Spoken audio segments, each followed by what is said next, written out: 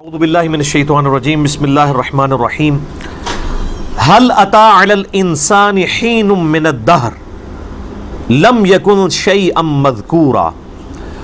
بے شک انسان پہ زمانے میں ایسا وقت بھی گزرا ہے جبکہ وہ کوئی قابل ذکر شے نہ تھا۔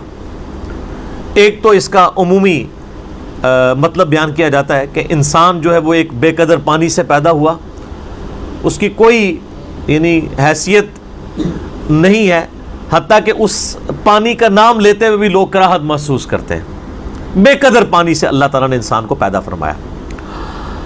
تو ایک وقت انسان پہ ایسا گزرا ہے کہ جب چاہے وہ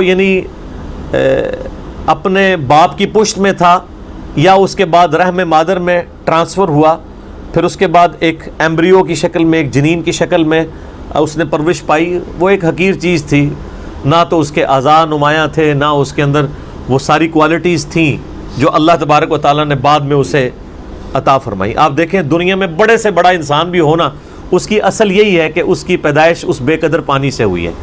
چاہے کوئی پیغمبر ہے، چاہے کوئی بڑے سے بڑا فلاسفر ہے، چاہے کوئی بہت بڑا جو ہے وہ بادشاہ ہے، چاہے کوئی بہت بڑا سپہ سالار ہے، بہت کوئی بڑا جنگجو ہے، سب کی اصل جو ہے وہ بے قدر پانی ہے۔ اور اللہ تعالیٰ اس پانی میں سے دیکھیں کیا کیا چیزیں نکال رہا ہے، یہ اللہ کی قدرت ہے۔ تو زمانے میں ایک وقت انسان پہ ایسا بھی گزرا ہے جب اس کی کوئی قابل ذکر حیثیت نہیں تھی، پھر اس کے بعد اللہ تعالیٰ نے اسے جو ہے وہ آزاد دیے اور ایک مکمل انسان بنا کر جو ہے روئے ارض پہ نکالا۔ اور پھر جب وہ نکلا بھی اس وقت بھی وہ محتاج تھا اپنے ماں باپ کا۔ سب سے زیادہ محتاج انسان کا بچہ ہوتا ہے۔ بلی کے چھوٹے سے بچے کو بھی آپ ٹیبل پہ رکھ دینا تو نیچے نہیں گرے گا، اپنے آپ کو روکنے کی کوشش کرے گا، لیکن انسان کا بچہ تھوڑا بڑا بھی ہو جاتا ہے، اس کی حفاظت کرنی پڑتی ہے۔ اسی لیے ماں باپ کے ساتھ حسن سلوک کا ذکر جو ہے وہ انسانوں کے لیے ہے، کہیں جانوروں کے بارے میں آپ کو یہ چیز نہیں ملے گی۔ اللہ تعالیٰ نے کو پیدا ہوتے ہی انڈیپینڈنٹ بنایا ہے۔ آپ دیکھیں یہ چوزا انڈے سے نکلتا ہے، اسی وقت چگنا شروع کر دیتا ہے اور پانی پیتا ہے، تو اس طریقے سے پانی کو نیچے اس کو ساری کی ساری چیزیں اللہ تعالیٰ نے بلٹ ان سکھا دی ہوتی ہیں۔ یہ اس کی جبلت کے اندر، انسٹنکٹ کے اندر یہ چیزیں داخل کرتی ہیں۔ مگر مچھ دیکھیں اس روئے ارض پہ چند آپ سمجھ لیں طاقتور ترین جانوروں میں سے ایک جانور ہے۔ اس کے جو جبڑا بند کرنے کی طاقت ہے وہ 3000 پاؤنڈ ہے، یعنی آپ سمجھ لیں 1500 کلو، 1500 کلو وزن جتنی طاقت رکھتا ہے نا، یہ اس طاقت سے وہ جبڑے بند کرتا ہے۔ تو دنیا میں کوئی بھی مضبوط سے مضبوط چیز جو ہے نا وہ اس کے جبڑوں کا مقابلہ نہیں کر سکتی۔ بلکہ سائنٹسٹ ہمیں بتاتے ہیں کہ جو کتنے بڑے بڑے ڈائنوسارز تھے، وہ جب پانی پینے کے لیے میٹھے پانی کے تالاب پہ آتے تھے تو ان کو بھی ان کے گردن سے دبوچ کے کروکوڈائلز، یہ مگرمچھ اندر لے جاتے تھے اور اپنی خوراک بناتے تھے۔ کئی شیر ہیں ان کو دبوچ لیتے ہیں، بڑے بڑے بھینسوں کو دبوچ لیتے ہیں، یہ اللہ نے ان کو طاقت دی۔ لیکن اگر آپ کبھی اس کو دیکھیں کہ ان کا جو بچہ پیدا ہوتا ہے نا وہ چھپکلی سے بھی چھوٹا ہوتا ہے، بالکل یہ آپ سمجھ لیں یہ ایک ہماری جو انگلی ہے اس کے برابر یہ کروکوڈائل کا بچہ ہوتا ہے جب یہ انڈے سے نکل رہا ہوتا ہے۔ کئی بچے نکلتے ہیں، ان میں سے کوئی ایک آدھ بچتا ہے، اور وہ آپ اگر نیشنل جغرافک پہ ویڈیوز دیکھیں وہ پیدا ہوتے ہی فوراً پانی کی طرف جاتے ہیں، اپنی سیفٹی کرنے کی کوشش کرتے ہیں۔ ان میں سے کئی ایک بچے جو ہیں وہ چیل اور کوے اور کئی اور پرندے ان کو اچک لیتے ہیں، اپنی چونچ کے ساتھ اپنی خوراک بنا لیتے ہیں، ہوتے ہی چھوٹے سے۔ یہ اتنا بڑا تو بہت بعد میں بنتا ہے۔ تو یہ اللہ تعالیٰ ہے جو بے قدر چیزوں سے کیا کچھ پیدا کرتا ہے۔ انسان جو اللہ تعالیٰ کی کریشن کا کلائمیکس ہے، اس کے بارے میں اللہ فرماتا ہے کہ اس پہ بھی ایک بہت عرصہ ایسا گزرا ہے کہ بے قدر یہ چیز تھا، اس کی کوئی حیثیت نہیں تھی۔ اور ایک اس کا انٹلیکچوئلز کے ہاں اس کی تفصیل یوں کی جاتی ہے کہ انسان کو اللہ تعالیٰ نے پہلے جو پیدا فرمایا تھا وہ روحوں کی شکل میں پیدا فرمایا تھا۔ پھر وہ ایک ڈورمنٹ پوزیشن انسان کے اندر، یعنی اللہ تعالیٰ نے ان روحوں کو کسی اپنی سٹوریج کے اندر رکھ دیا، پھر اسی اعتبار سے ڈیسائیڈ کیا کہ کس نے کس وقت پیدا ہونا ہے، اس کی روح اس میں داخل کی۔ تو وہ جو ایک بہت بڑا عرصہ تھا جس میں انسان روحانی طور پہ ایگزسٹ کرتا تھا لیکن اس کے پاس جسم نہیں تھا، وہ بھی ایک ایسا پیریڈ ہے جو کہ ہم عموماً ذکر نہیں کرتے، نہ ہمیں اس طریقے سے وہ یاد ہے۔ اللہ تعالیٰ نے ہماری روحوں سے عہد لیا تھا، الستو بربکم، سب روحوں نے کہا تھا قالوا بلا، لیکن ہمیں وہ چیز یاد نہیں ہے، لیکن ہم پہ وہ پیریڈ گزرا ہے۔ تو وہ بھی ایک ایسا پیریڈ تھا کہ جب انسان کو اپنی حیثیت کا اندازہ نہیں تھا، تا وقت کہ انسان کو اللہ تعالیٰ نے جسم عطا فرمایا۔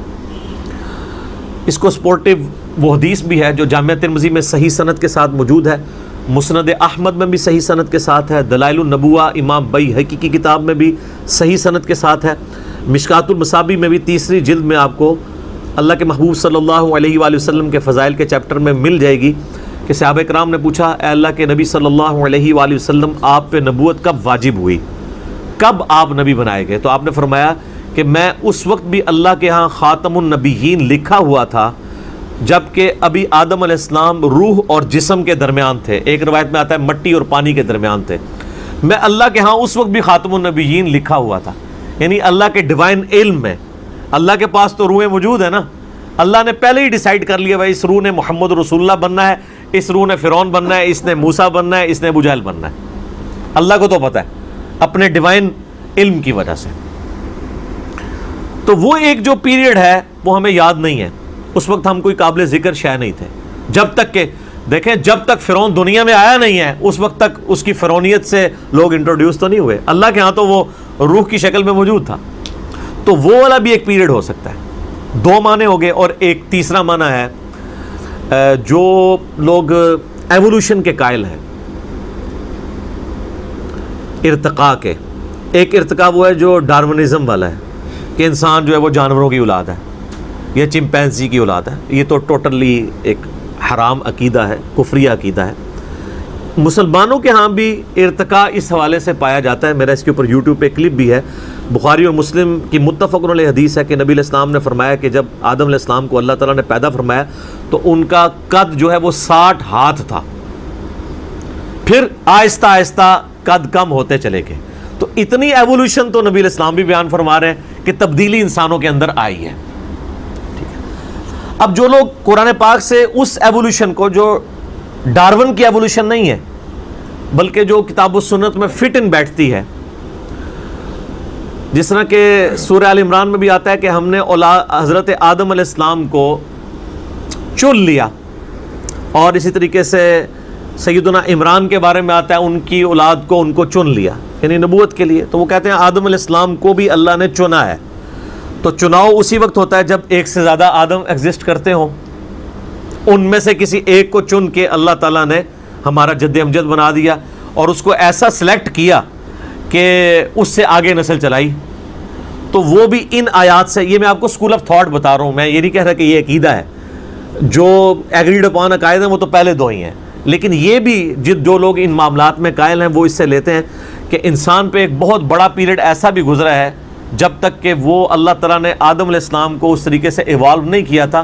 انسان تو آباد تھے دنیا میں، لیکن انہی میں سے پھر ایک کو چنا خاص طور پہ، حضرت آدم علیہ السلام کو، ان میں اپنی روح پھونکی۔ پہلے ایک زندگی تو تھی، آپ دیکھیں جانوروں میں بھی زندگی ہے لیکن روح نہیں ہے، بندر کے اندر روح نہیں ہے، زندگی ہے۔ یہ روح جو ہے یہ اللہ تعالیٰ نے انسان کی خصوصیت بنائی ہے، وَنَفَخْتُ فِيهِ مِن رُوحِي، جب میں اس میں اپنی روح پھونک دوں پھر تم سجدے میں گر پڑنا۔ یہ اللہ تعالیٰ کا خاص امر ہے جو انسان کے ساتھ خاص ہے، اللہ کی مخلوق ہے روح۔ تو کہتے ہیں جو پہلے انسان ایگزسٹ کرتے تھے نا، وہ صرف جان والے انسان تھے، ان میں اللہ تعالیٰ نے اپنی روح نہیں پھونکی تھی، ان میں سے ایک شخص کو اللہ نے چوز کیا، اور وہ ہمارا پہلا جد امجد، ہمارا باپ سیدنا آدم علیہ السلام۔ پھر ان کی دیکھیں اس میں بھی ایک ایوولوشن، یہ تو آپ دیکھ لیں کہ بخاری مسلم میں حدیث تو بالکل واضح ہے، ویسے سورہ نساء کے شروع میں بھی آتا ہے کہ اسی سے اس کا جوڑا بنایا حضرت آدم سے، اور بخاری مسلم میں آتا ہے کہ وہ ٹیڑھی پسلی سے پیدا ہوئے۔ تو یہ بھی دیکھیں ایک انسان میں سے دوسرا انسان نکلا ہے، مرد میں سے اللہ تعالیٰ نے اس کے جوڑے کو پیدا کیا، سیدہ جو ہے حوا سلام اللہ علیہا کو۔ تو جو لوگ اس ایوولوشن کو مانتے ہیں، جو یعنی ڈارون والی نہیں بلکہ اللہ کو آپ جب بھی کسی معاملے میں داخل کر لیں تو وہ پھر چیز کے اوپر آپ کفر کا فتویٰ تو نہیں لگا سکتے۔ اللہ چاہے تو یہ معاملات کر سکتا ہے کہ انسانوں میں سے ایک انسان کو چوز کیا اور اس کو اس کے اندر اپنی روح پھونکی۔ تو وہ کہتے ہیں وہ جو پہلا انسانیت کا ایک پیریڈ تھا، بہت بڑا پیریڈ، جس میں کئی انسان آباد تھے، تو وہ قابل ذکر نہیں تھے. قابل ذکر انسان اس وقت ہوا ہے کہ جب ان میں سے آدم کو چنا, اس میں اپنی روح پھونکی, اور پھر اس سے سارا سلسلہ شروع ہوا, اور فرشتوں کو مجبور کیا اس کے علم کی وجہ سے جو اللہ نے آدم علیہ السلام کو دیا تھا کہ وہ اس کو سجدہ کریں. تو وہ کہتے ہیں وہ جو لانگ پیریڈ آف ٹائم گزرا ہے نا انسانوں پہ, یہ اس کی طرف بھی اشارہ ہو سکتا ہے. اب یہ متشابہات ہو جائیں گے پھر یہ والے معنی, کیونکہ آج ہمیں سائنس یہ بتا رہی ہے کہ لاکھوں سال پرانے ڈھانچے بھی انسانوں کے ملے ہیں, جبکہ ہمیں جو ریلیجس اسکول آف تھاٹ سے, چاہے وہ مسلمانوں میں ہو یا کرسچنز یا یہودیوں کو آپ دیکھیں, تو ہمیں اوورآل جو انسانی تاریخ کا پتہ چلتا ہے نا تورات کی روشنی میں, وہ 10,000 سال سے زیادہ نہیں ہے. ہم حضرت ابراہیم علیہ السلام کا بھی جب ذکر کرتے ہیں تو مسلمانوں کے ہاں یہ رناؤنڈ ہے کہ آلموسٹ 5,000 سال پہلے حضرت ابراہیم علیہ السلام اس دنیا میں تشریف لائے تھے. نبی علیہ السلام والی تو خیر ایک مضبوط جو ہے ہمارے پاس ہسٹری سیف ہے, آلموسٹ 1400 سال پہلے, اور ان سے تقریباً 500 سال پہلے عیسیٰ علیہ السلام, وہ تو ہمیں بخاری میں حدیث بھی ملتی ہے. عبداللہ ابن سلام کہتے ہیں کہ نبی علیہ السلام اور عیسیٰ علیہ السلام کے درمیان تقریباً یہ جو فترت کا پیریڈ ہے یہ 600 سال کا ہے. وہ اس وقت تو تقریباً ہی بات ہوتی تھی, وہ 571 بنتا ہے. تو اس سے پہلے حضرت موسیٰ علیہ السلام کے بارے میں ہمیں تورات سے جو قرائن سے پتہ چلتا ہے کہ وہ تقریباً 1400 سال قبل از مسیح حضرت موسیٰ علیہ السلام کا دور بنتا ہے. تو اس طرح نون جو ہمارے پاس تاریخ ہے اس میں تو 10,000 سال سے پرانی تاریخ نہیں ملتی. اور یہ اکثر لوگ اعتراض بھی اس حوالے سے کر رہے ہوتے ہیں ریلیجن کے اوپر کہ بھی ریلیجن تو بتاتا ہے کہ جی انسان کی اس روئے ارض پہ جو زندگی ہے وہ 10,000 سال سے زیادہ پرانی نہیں ہے, جبکہ آج ہمیں جو ہے وہ کاربن ڈیٹنگ کے ذریعے ہم پرانے ڈھانچوں کی ڈیٹس بھی نکال سکتے ہیں کہ یہ کتنی پرانی تھی. تو وہ تو لاکھوں سال پرانے انسانی ڈھانچے بھی اس روئے ارض میں فاسلز کی فارم میں ملے ہیں. تو پھر وہ کون سے انسان تھے؟ تو پھر وہ لوگ جو اس آیت سے دلیل پکڑتے ہیں ایوولوشن کی, اور وہ یہ کہتے ہیں کہ وہ جو انسان آباد تھے وہ قابل ذکر انسان نہیں تھے جب تک کہ ان میں سے حضرت آدم کو نہیں چن لیا گیا. اور حضرت آدم کے چننے کا ذکر بھی سورہ آل عمران میں کہ ہم نے آدم کو چن لیا. تو جو دوسرے لوگ ہیں وہ کہتے ہیں چنا کس میں سے؟ چنا اسی وقت جاتا ہے جب ایک سے زیادہ آدم موجود تھے. یہ میں آپ کو, اور یہ وہ یعنی پوائنٹ آف ویو ہے جو ڈاکٹر سراج صاحب رحمہ اللہ تعالیٰ بھی اس کے قائل تھے.